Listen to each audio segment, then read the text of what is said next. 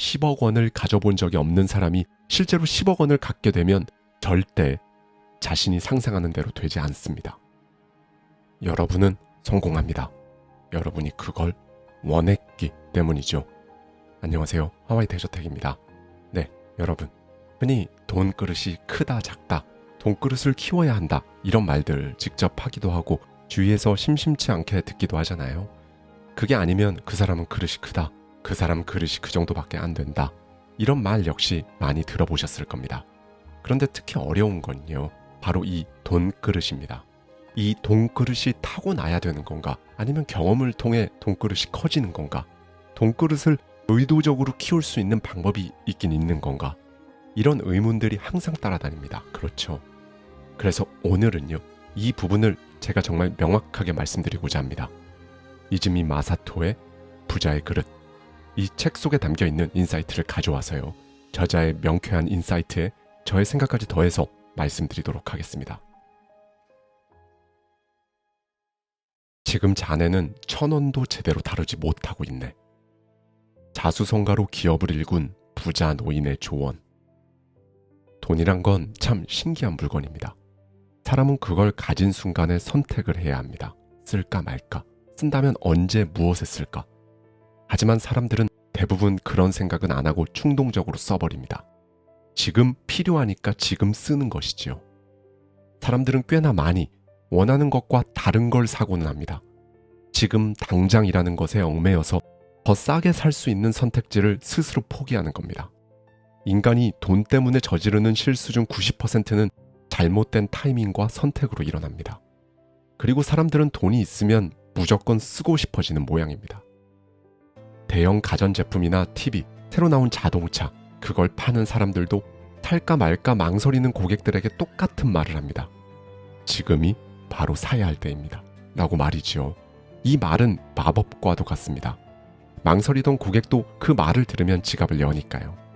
어떤 의미에서 보면 지금이 바로 사야 할 때라는 말은 너무 당연합니다. 왜냐하면 구매자는 그 상품이 갖고 싶어서 매장으로 나온 것일 테니 당사자에게는 당연히 그때가 사야 할 때인 것일지도 모릅니다. 그런데 사실 지금이 바로 사야 할 때라는 말에는 두 가지 의미가 있습니다. 첫 번째는 고객이 상품을 원함으로 지금이 사야 할 때, 두 번째는 사회적 흐름이나 분위기로 볼 때 적절한 타이밍이므로 지금이 사야 할 때라는 뜻이지요. 여기서 판매자가 말하는 구매할 때는 전자의 뜻입니다. 지금 당신이 원하니 바로 지금이 사야 하는 때입니다 라고 부추기는 것이지, 지금이 사회적 흐름상 사야 하는 적절한 타이밍입니다 라고 말하는 건 아닌데 말입니다. 그럼에도 우리는 늘 후자의 의미처럼 스스로 매우 적절히 구매했다고 착각합니다. 그러면서 사람들은 지금도 여전히 돈을 더 지불하는 쪽을 택합니다. 돈을 더 내므로써 잘못된 선택을 하고 있지 않다는 안도감도 함께 사는 겁니다. 정말로 물건의 장단점을 보고 고르는 게 아니지요. 돈을 다룰 능력은 키웠는가? 저는 여태껏 쌓아온 경험상 알고 있는 사실이 한 가지 있습니다. 인간은 자신과 어울리지 않는 돈을 가지고 있으면 반드시 잘못을 저지르게 된다는 것입니다. 여러분은 미국의 유명 운동선수 10명 중 6명은 은퇴 후에 파산한다는 사실을 알고 있는지요? 미국 프로스포츠계는 알다시피 선수들에게 터무니없이 많은 연봉을 지불하고 있습니다. 하지만 그건 현역일 때뿐입니다.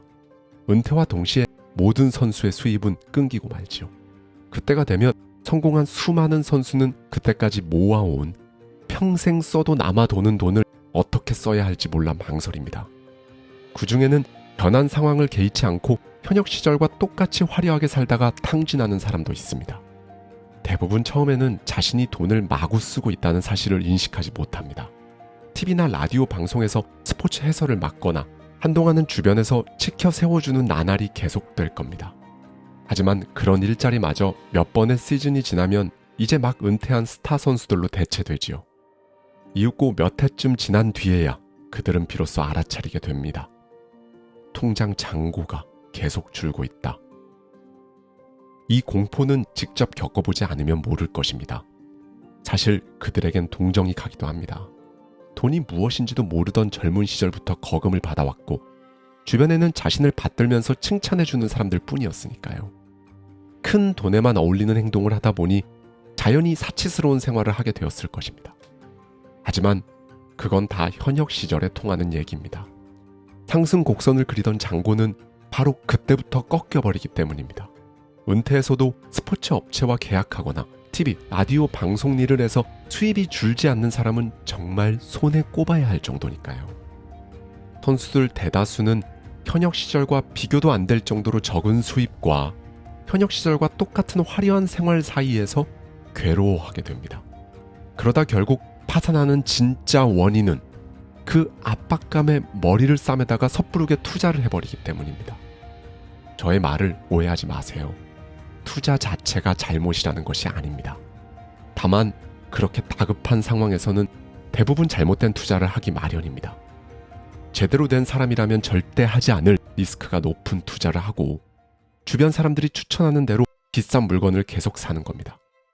무조건 대박 난다는 투자 권유자의 조언을 고지 듣고 리스크를 진지하게 생각하지 않는 것입니다. 그리고 현역 시절처럼 이렇게 좋을 대로 믿어버립니다. 난 역전 홈런을 칠 수 있어.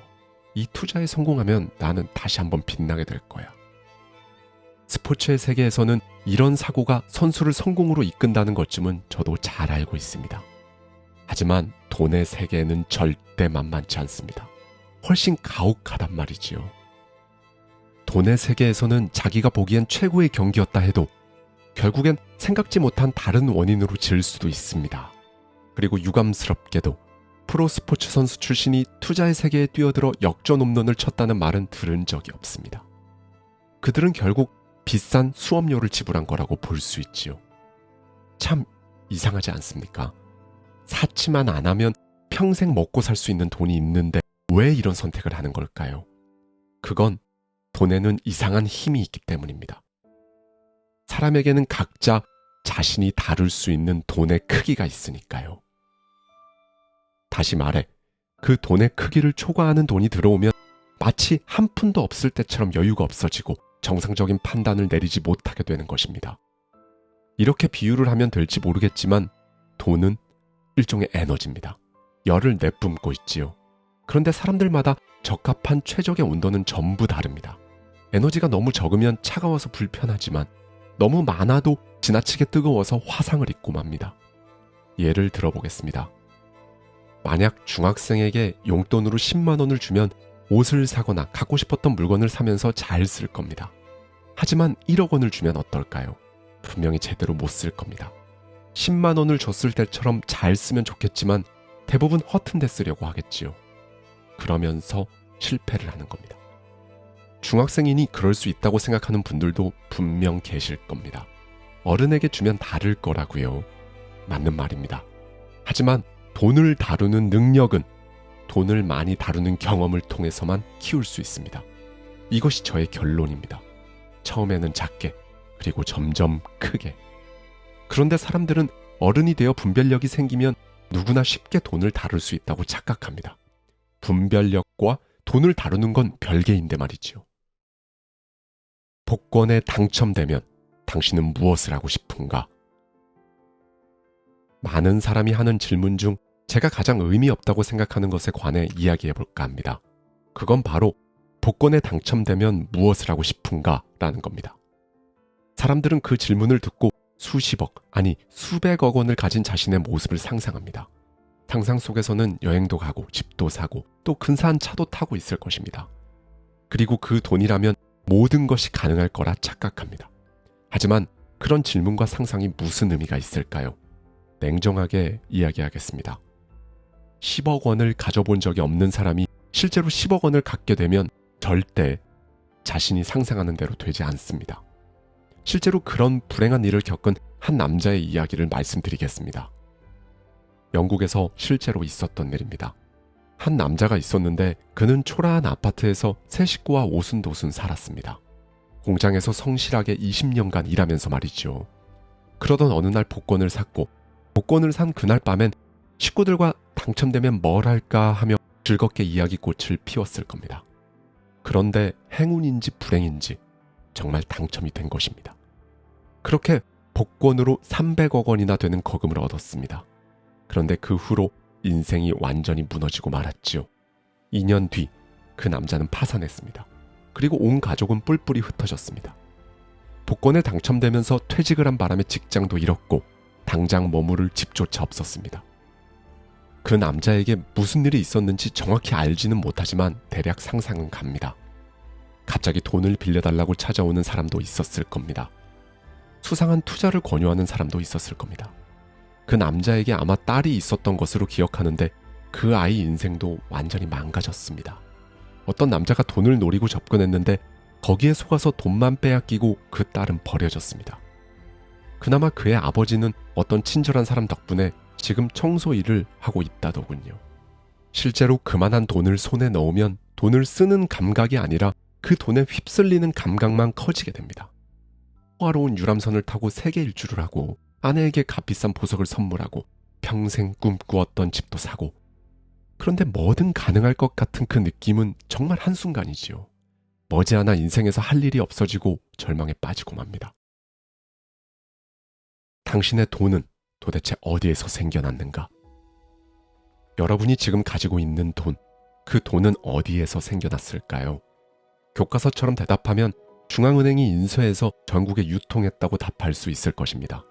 하지만 이 나라 어디에 중앙은행으로부터 공짜로 돈을 받았다는 사람이 있을까요? 이처럼 여러분에게 돈을 가져오는 건 반드시 자신이 아닌 다른 사람입니다. 남이 여러분을 어떻게 보는지가 바로 여러분 통장에 나타난다는 것입니다. 그리고 무엇보다 돈은 만능이 아닙니다. 돈의 본질을 이해하려면 우선 그 환상에서 벗어나야 합니다. 여러분이 가진 것이 100만 원이라고 해서 그게 여러분인 것도 아니고 몇 천만 원 혹은 몇억 원의 빚이 있다고 해서 그게 여러분인 것도 아니라는 것을 말이지요. 유명한 일화를 소개할까 합니다.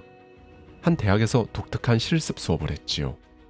5달러를 미천으로 돈 버는 방법에 대해 궁리해보는 시간이었습니다. 그러자 학생들은 머리를 짜내어 다양한 장사를 생각해냈습니다.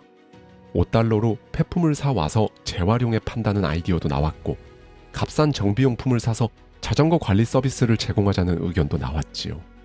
하지만 가장 높은 매출을 올린 건 무엇이었을까요? 바로 5달러에 학생들의 시간을 판다는 생각이었습니다.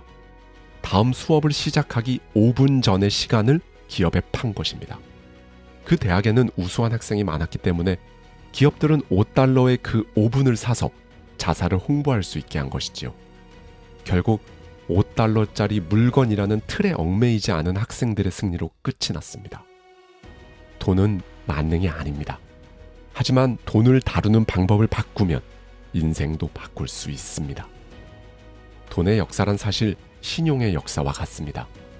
신용이 돈이라는 모습으로 바꾼 것뿐입니다. 경제가 처음 성립됐을 땐 사람들은 오직 물건만 믿었지요. 이른바 현물입니다. 눈앞에 물건과 물건을 교환함으로써 경제가 성립될 수 있었습니다. 하지만 그것만으로는 경제가 잘 돌아가지 않는 상황이 생기기 시작했습니다. 경제에 시간관념이 들어갔기 때문이죠. 지금 당장은 물건이 없지만 기일까지 원하는 걸 마련해 줄 테니 이걸로 교환해 주시오. 기다리는 만큼 얼마를 더 얹어주겠소. 이렇게 선조들은 약속이라는 형태로 거래를 성립시켰습니다. 그리고 그 약속을 증명하는 무언가 필요했겠지요. 그게 당시에는 문신 같은 형태였거나 끈 한 가닥이었을지도 모릅니다. 어쨌든 이때가 바로 돈이 탄생한 순간입니다. 물건과 물건이 아니라 물건과 신용이 처음으로 거래가 된 것입니다. 시간 개념 다음에는 지역 개념이 들어갔습니다. 경제 규모가 커지면서 마침내 어디서든 가치가 인정됨과 동시에 유통비용이 낮은 금화가 발명됐습니다. 그리고 이것이 현대에 통용되는 지폐의 기원이 된 것입니다.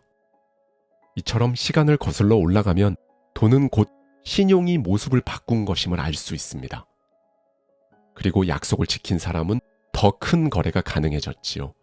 신용도가 높을수록 더 비싼 거래도 가능해진 겁니다. 이것이 의미하는 바가 무엇일까요? 바로 신용이 생기면 돈이 생긴다는 겁니다. 부자는 신용의 힘을 알고 있습니다. 그래서 반드시 약속을 지키려고 하고 남의 믿음에 부응하려고 하지요. 돈은 남으로부터 오는 것이니까요. 마침내 신용은 커다란 돈을 낳고 그 사람이 가질 수 있는 돈의 크기도 자연히 커집니다. 그러면 또다시 신용도가 상승하는 구조입니다.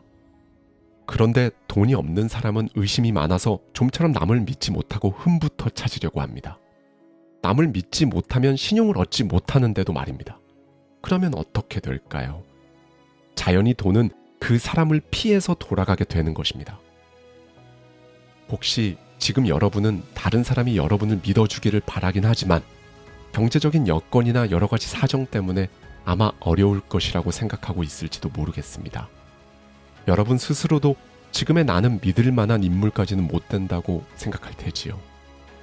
그런데 괜찮습니다. 아직 괜찮습니다. 인생이 변하는 건 순식간이기 때문입니다.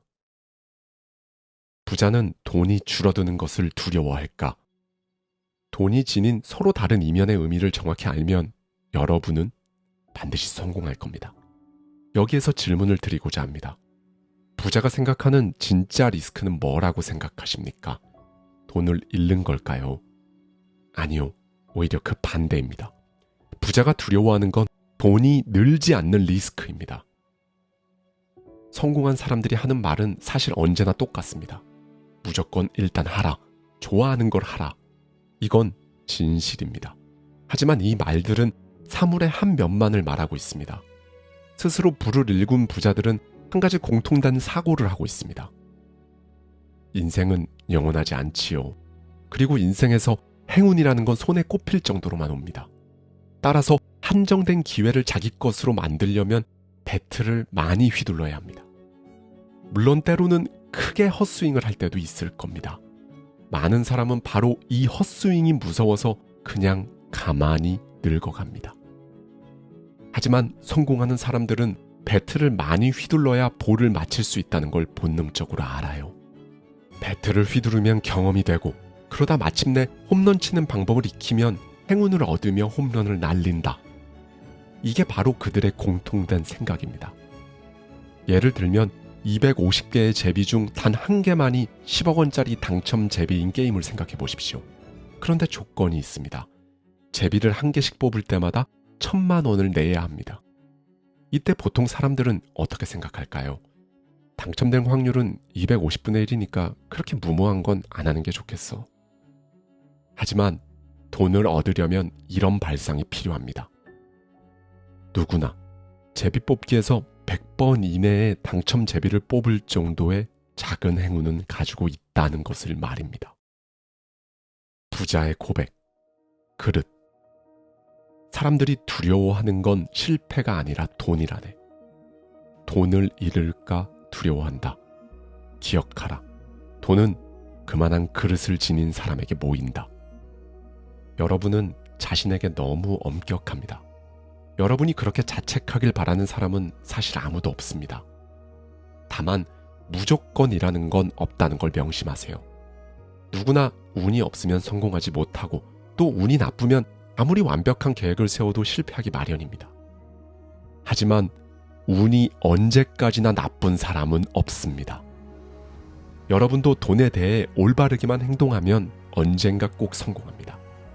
그러니 부디 배틀을 휘두르는 걸 그만둬서는 안 됩니다. 아무도 만약의 세계는 알 수 없습니다. 하지만 돈에 관한 경험은 돈을 다뤄봐야만 쌓이는 것입니다. 은행원처럼 남의 돈이 아니라 자신의 돈을 다루는 경험을 말이죠. 1억 원을 가지고 판단을 내렸던 경험은 1억 원의 그릇이 되어 여러분 속에 남게 됩니다. 그럼 다음에 10억 원이 수중에 들어오면 어떻게 하시겠습니까? 이게 꼭 꿈속에서만 일어날 법한 허황된 가정이 아닙니다. 만약 여러분에게 1억 원의 그릇이 생겼고 그 1억 원을 신중히 다뤄보았다면 10억 원도 분명 현실적으로 사용할 수 있을 겁니다. 따라서 1억 원을 다뤄본 그 경험은 무엇과도 바꾸기 어려운 귀중한 재산인 것이지요. 돈은 그만한 그릇을 가진 사람에게 모여듭니다. 다시 한번 말하지만 이건 정말 신기한 일입니다. 10억 원의 그릇을 가진 사람에게는 10억 원, 1억 원의 그릇을 가진 사람에게는 1억 원이 모이게 됩니다. 돈은 반드시 다른 사람에게서 나에게 오는 것입니다. 돈은 세상을 순환하는 흐름과도 같지요. 흘러가는 물을 일시적으로 소유할 수 있어도 그걸 언제까지나 소유하지는 못하는 법입니다. 그래서 부자라는 사람들은 다들 돈을 반드시 누군가에게 맡기거나 빌려주거나 투자하려고 합니다. 그때 누구를 선택하느냐가 관건입니다. 만약 여러분에게 1억 원이 있으면 주변에 있는 중학생에게 투자할 건가요? 혹은 월급 300만 원에 만족하는 직장인에게 맡길 것 같으신가요? 그래서 부자는 자신의 돈을 반드시 그 금액에 어울리는 그릇을 가진 사람에게 주는 것입니다. 그러면 그 돈은 다시 10배 이상으로 돌아오게 됩니다. 그리고 이건 틀림없는 사실입니다.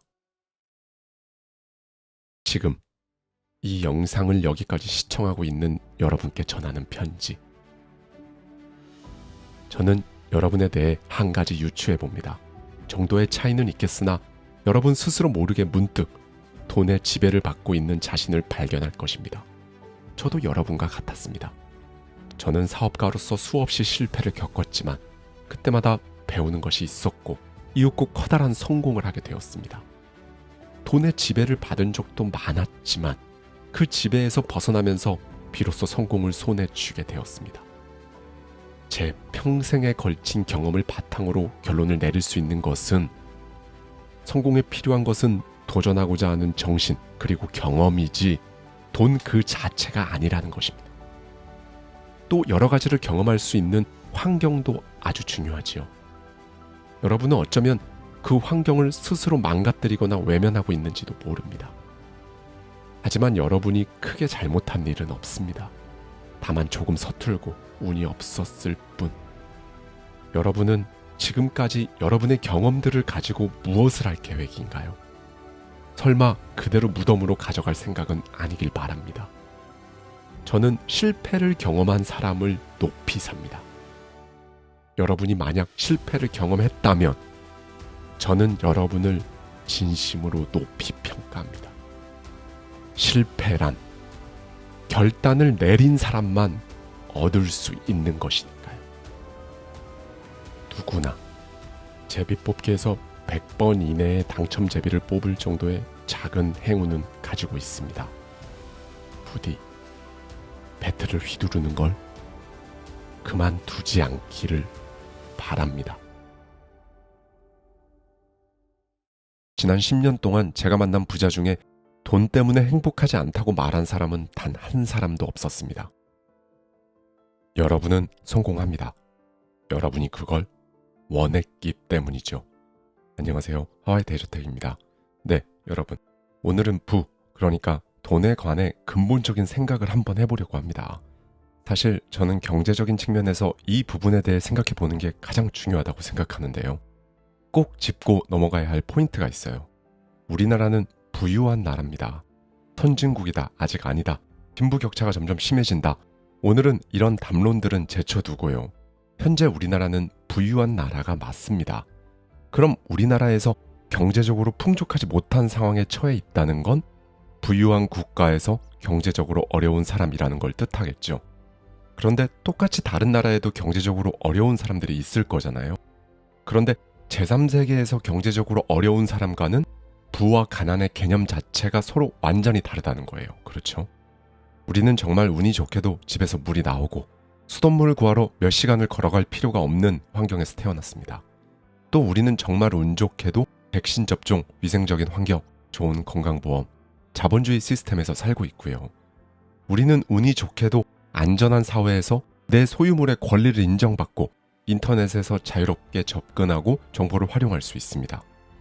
그러면 여기서 한 가지 근본적인 의문이 듭니다.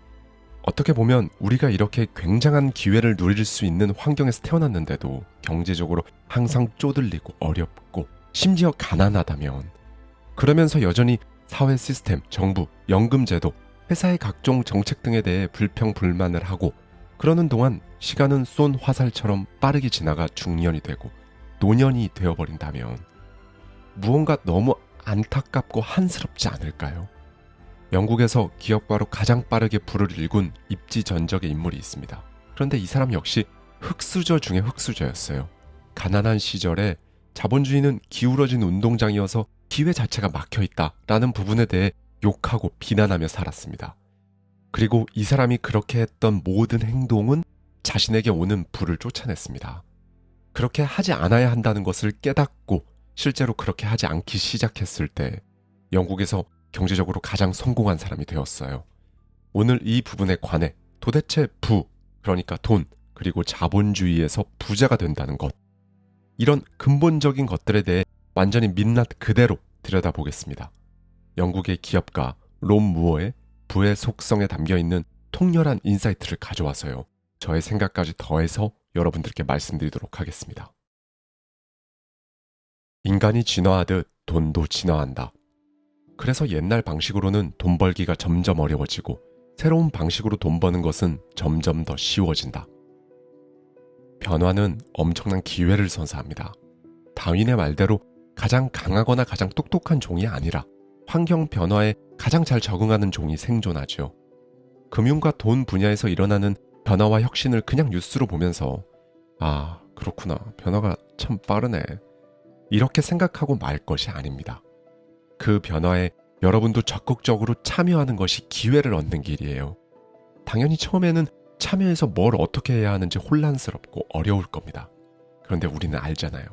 사실 하다 보면 그게 무엇이든 어쨌든 익숙해진다는 걸 말이죠.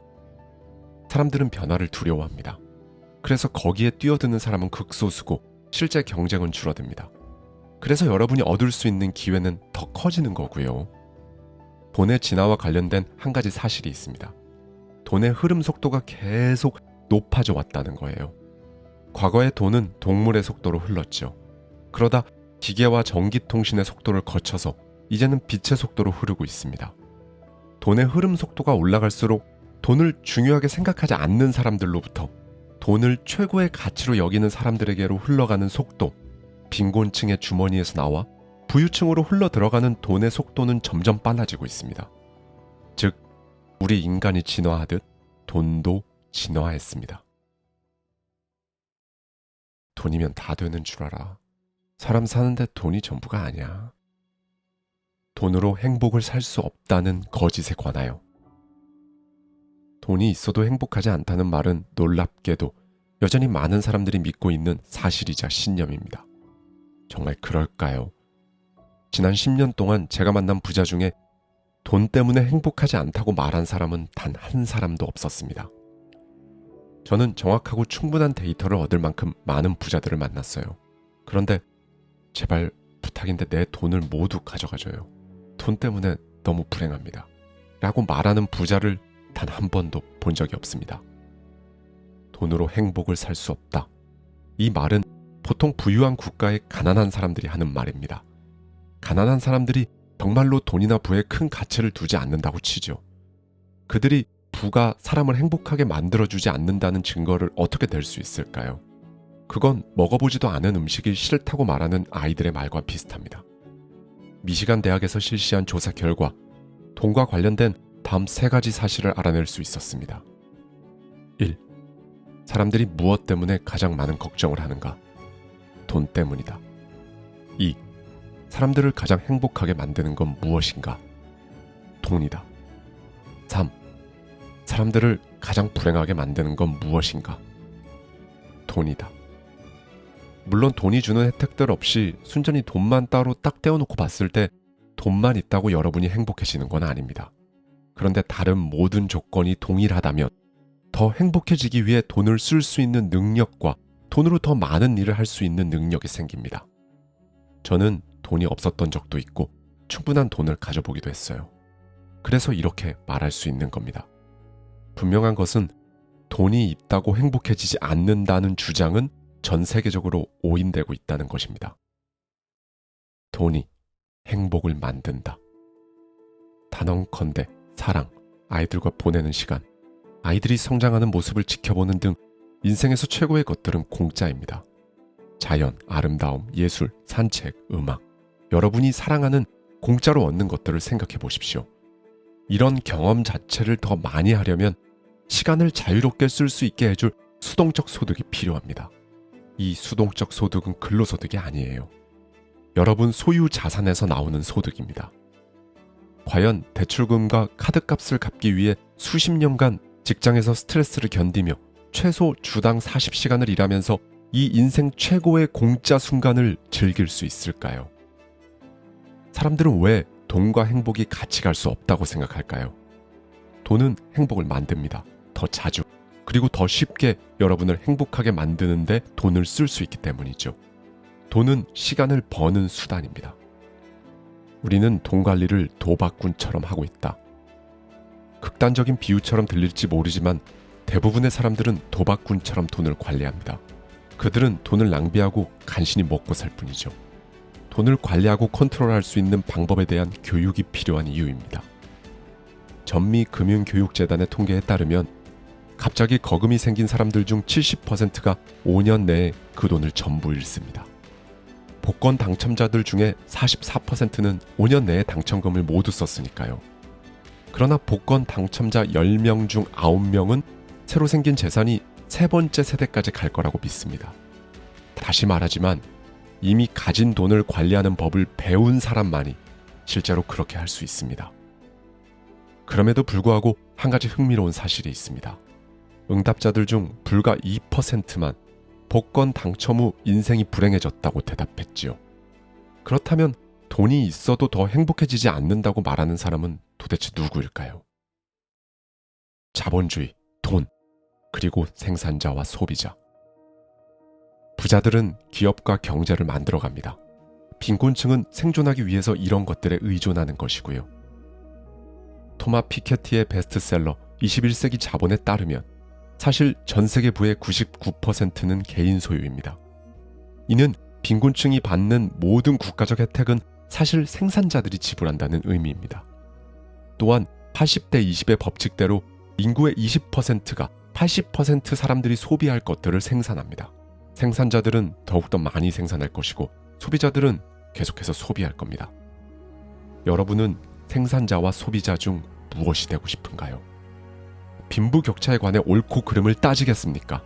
아니면 사회의 가치를 제공하는 데 집중하며 생산자로서 정당한 부를 즐기며 살고 싶으신가요? 돈이 돌지 않는다, 불경기다 라는 착각. 의류 매장을 운영하는 한 지인이 어느 날 이렇게 소리쳤습니다. 오늘 한 푼도 못 벌었어.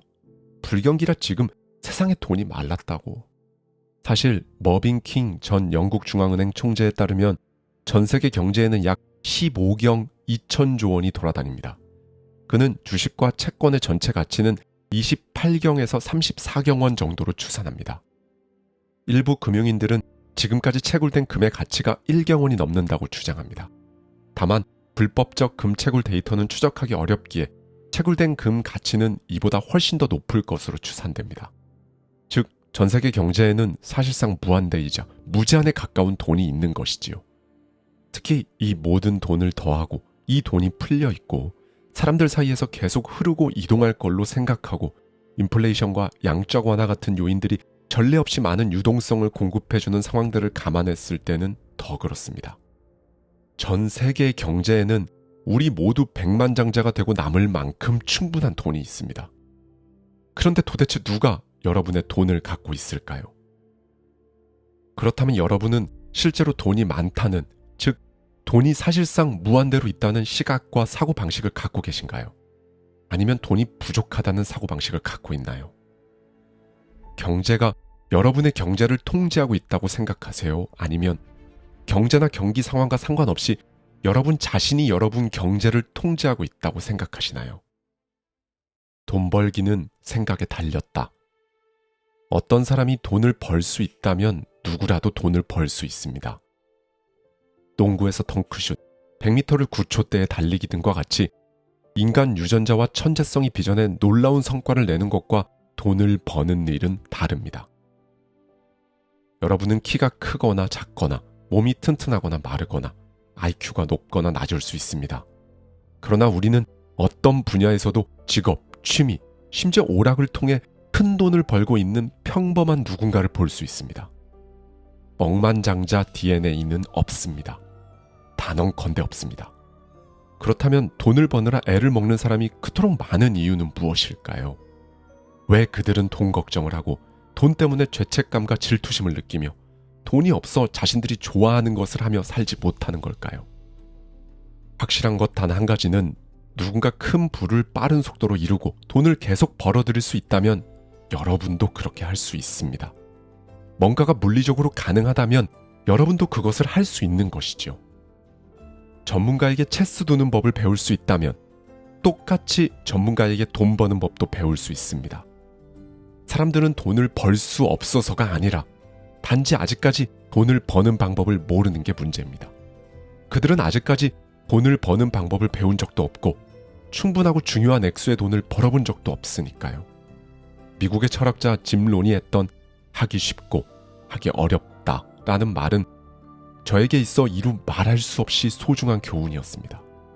순간적으로 피자나 샐러드를 선택하는 건 쉽습니다. 순간적으로 돈을 벌거나 쓰기는 쉬워요. 많은 돈을 버는 일이건 아니건 상관없이 처음에는 뭔가를 열심히 해야 합니다. 많은 돈을 버는 일이건 아니건 여러분이 하는 어떤 일이라면 집중해야 합니다. 당신은 지금 부를 돈이 아닌 다른 형태로 비축해놓고 있다.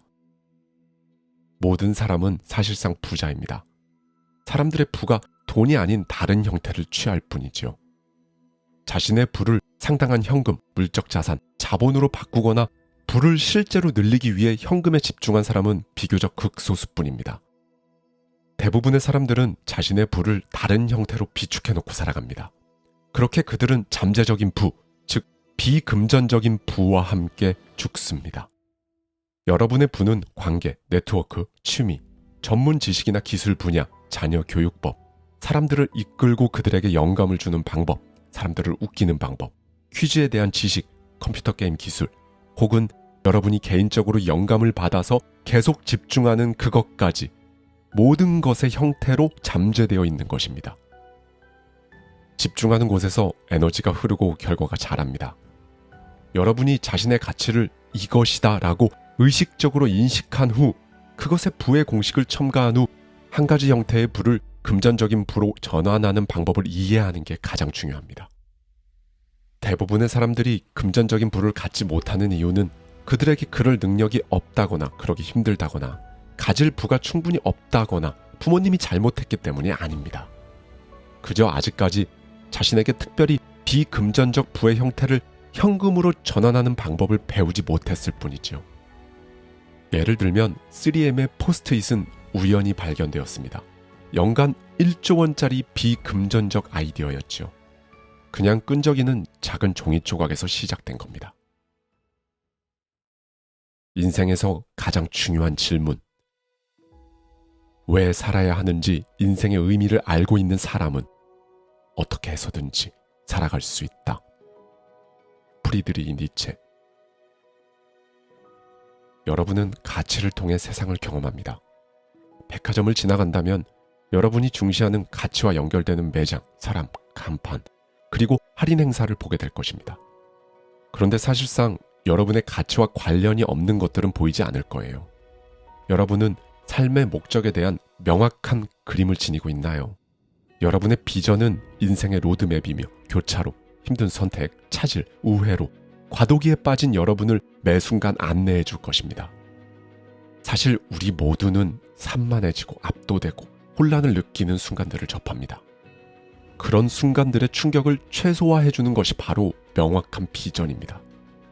지구상의 대부분의 사람들은 진짜 비전을 가지고 있지 않아요.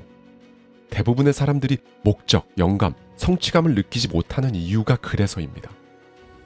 여러분 스스로 무엇을 원하는지, 목적지가 어떻게 생겼는지 모른다면 결코 어디에도 갈 수 없을 겁니다. 비전은 목적이라고도 할 수 있지요. 목적을 가진 삶을 산다는 건 목적에 따르는 삶을 산다는 의미입니다. 오스트리아 신경정신과 교수인 빅터 프랭클은 인간 삶의 가장 큰 원동력은 삶에서 의미를 찾는 것이라고 했었지요. 그는 1940년대 나치 수용소의 포로로 잡혀 있었습니다. 그는 모든 것을 잃고 고문당하고 공포에 사로잡히면서 두려움을 느꼈어요. 온갖 고뇌와 잔인한 대우에도 불구하고 그가 삶을 포기하지 않은 건 자기 인생의 목적이 있었기 때문이었습니다. 그것은 그에게 정말 상상조차 할 수 없는 고통을 이겨내고 나아갈 수 있는 힘을 주었지요. 왜 살아야 하는지, 인생의 의미를 알고 있는 사람은 어떻게 해서든지 살아갈 수 있다라는 니체의 이 말이 빅터 프랭클의 삶의 가치관을 말해줍니다. 부자의 믿음과 가난한 사람의 믿음. 가난한 사람의 믿음. 돈을 벌기 위해 돈이 필요하다. 부자의 믿음. 돈을 벌기 위해 아이디어, 에너지, 자신의 우선순위가 무엇인지 아는 것이 중요하다. 가난한 사람의 믿음. 부채는 나쁜 것이다. 부자의 믿음. 좋은 부채는 좋은 것이다. 가난한 사람의 믿음. 돈을 벌기 위해 열심히 일해야 한다. 부자의 믿음. 돈이 열심히 일하게 만들어야 한다. 가난한 사람의 믿음. 내가 돈을 버는 것은 다른 사람의 돈을 뺏는다. 부자의 믿음. 내가 돈을 벌면 다른 사람들도 같이 벌게 돼서 그들에게도 도움이 될 것이다. 도둑질을 하고 속임수를 쓸 때만 다른 사람들을 희생시켜 돈을 버는 것입니다. 이 두 가지가 당신의 돈벌이 모델이 아니라면 사람들은 가치가 있기 때문에 자신의 선택으로 돈을 당신에게 넘기는 것이지요. 당신이 그들이 내는 돈 이상의 가치를 제공한다면 당신이 그들로부터 돈을 뜯어내는 게 아니라 오히려 그들에게 도움을 주는 것이 됩니다. 가난한 사람의 믿음. 나는 돈을 벌 시간이 없다. 부자의 믿음. 나는 가치가 낮은 일을 할 시간이 없다. 일단 시간이 없다고 단정하지 말고 더 많은 돈을 벌거나 혹은 여러분이 가진 최고의 가치를 현금화하기 위해 우선순위를 정리하기 시작하면 시간 여유가 생기면서 동시에 더 많은 돈이 들어오게 됩니다. 여러분의 시간을 고소득 창출 작업 그리고 우선순위가 높은 것들로 채우지 않으면 다른 사람들이 당신의 시간을 가져다 자신의 시간으로 채울 테니까요. 여러분은 하루가 마무리될 무렵 자신의 중요한 일은 전혀 하지 않고 다른 사람들의 바쁜 일들만 처리해 주느라 많은 시간을 보냈다고 느껴본 적이 있을 겁니다. 여러분은 중요한 우선순위를 계획해 놓지 않았지만 그 사람들은 여러분에게 처리를 맡길 우선순위를 준비해 놓았기 때문에 그런 일이 벌어지는 겁니다. 부디 기억하십시오. 계획을 세워놓지 않으면 다른 누군가가 세워놓은 계획에 여러분이 쓰이는 겁니다. 부자들은 꽤나 전략적으로 시간을 씁니다. 그들은 우선순위가 뭔지 알고 있고 오직 그 일에만 집중하지요. 다른 모든 일들은 외부에 위탁하거나 위임하거나 거절하거나 삭제합니다. 시간과 우선순위의 가치를 잘 알고 있는 것입니다. 여러분의 하루, 한 주, 한 달, 1년, 그리고 인생에는 막대한 부를 창출할 수 있는 충분한 시간이 있어요. 돈과 마찬가지로 시간도 생각하기에 따라 풍부하거나 부족할 수 있습니다.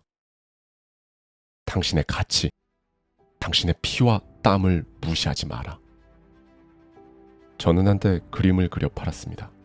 제가 예술가로서 처음으로 경력을 쌓기 시작했을 때 제 작품의 값은 매우 저렴했지요. 저의 작품이 쓰레기였기 때문이 아니었습니다. 저의 학벌이 약해서 그런 것도 아니었습니다. 그냥 재료 비용이 얼마 안 들었기 때문에 터무니없게 높은 가격을 부과하는 게 뭔가 탐욕스러운 짓이라는 느낌이 들었기 때문입니다. 최근에 저는 그 당시에 제가 읽었다면 좋았을 법한 이야기를 우연히 접했습니다. 피카소가 파리의 한 카페에 앉아 있었을 때 팬 한 사람이 그에게 다가와서 종이 냅킨 위에 간단히 스케치를 하나 해달라고 요청했습니다. 피카소는 정중하게 그러겠다고 말한 후 신속하게 작업을 진행했지요. 피카소는 그에게 냅킨을 되돌려주기 전에 생각보다 많은 금액을 요구했습니다. 그 팬은 화가 났습니다. 어떻게 그렇게 많은 돈을 요구할 수 있나요? 당신은 그림을 그리는데 1분밖에 걸리지 않았잖아요. 피카소가 대답했습니다. 아니요, 40년이 걸렸습니다. 이 이야기를 들은 저는 강하게 뺨을 한 대 얻어맞은 것 같은 기분이 들었습니다. 저는 제가 3살 때부터 미술에 쏟았던 시간, 투자 비용, 기회비용, 상과 학위, 노력, 고통, 열정, 예술에 대한 헌신이 아닌 재료비만 청구하고 있었으니까요. 피카소의 메시지는 강렬합니다. 여러분이 매기는 스스로의 가격에는 여러분이 한평생 쏟은 노력, 교육, 경험, 봉사하고 해결하고 배려하려는 욕구, 그리고 지금까지 해왔던 희생이 모두 포함되어 있어야 합니다. 그렇게 하지 않는다면 여러분은 제가 느꼈던 것과 같은 자책, 황당함, 쓰라림, 자존감 결핍을 경험할 것입니다. 그리고 부디 여러분의 노력과 욕망, 경험과 희생을 기꺼이 들여서 여러분 스스로의 가치를 빛나게 만드시기를 저는 진심으로 바랍니다. 감사합니다. 지금까지 하와이 대저택이었습니다.